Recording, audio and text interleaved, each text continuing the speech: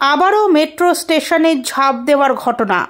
Dumdum metro station platform থেকে এক ব্যক্তি চলন্ত ট্রেনের সামনে ঝাঁপিয়ে পড়ায় মঙ্গলবার সকালে অফিস টাইমে মারাত্মকভাবে ব্যাহত হয় ব্লু লাইনের ডাউন পরিষেবা।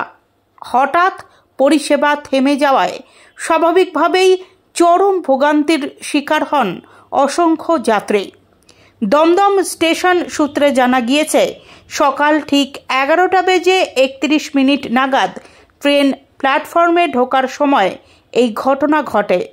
প্রত্যক্ষদর্শীদের দাবি, সেই মুহূর্তে ট্রেনের গতি কম থাকায় চালকের উপস্থিত বুদ্ধিতেই বড় বিপদ এড়ানো সম্ভব হয়। সঙ্গে সঙ্গে ব্রেক কষে পরিস্থিতি নিয়ন্ত্রণে আনেন তিনি। মেট্রো কর্তৃপক্ষের বক্তব্য, ওই ব্যক্তিকে জীবিত অবস্থায় ট্র্যাক থেকে উদ্ধার করা হয়েছে। তার পরিচয় এখনও অজ্ঞাত। ঘটনার পর দ্রুত ডাউন লাইনের পরিষেবা ব্যাহত হয়ে পড়ে। তবে আপাতত গিরিশ পার্ক থেকে শহীদ ক্ষুদিরাম স্টেশন পর্যন্ত আংশিকভাবে ট্রেন চালানো হচ্ছে। খুব শীঘ্রই পরিষেবা স্বাভাবিক করার আশ্বাস দিয়েছে মেট্রো রেল। মেট্রো যাত্রীদের উদ্দেশ্যে সতর্ক বার্তাও দিয়েছে কর্তৃপক্ষ।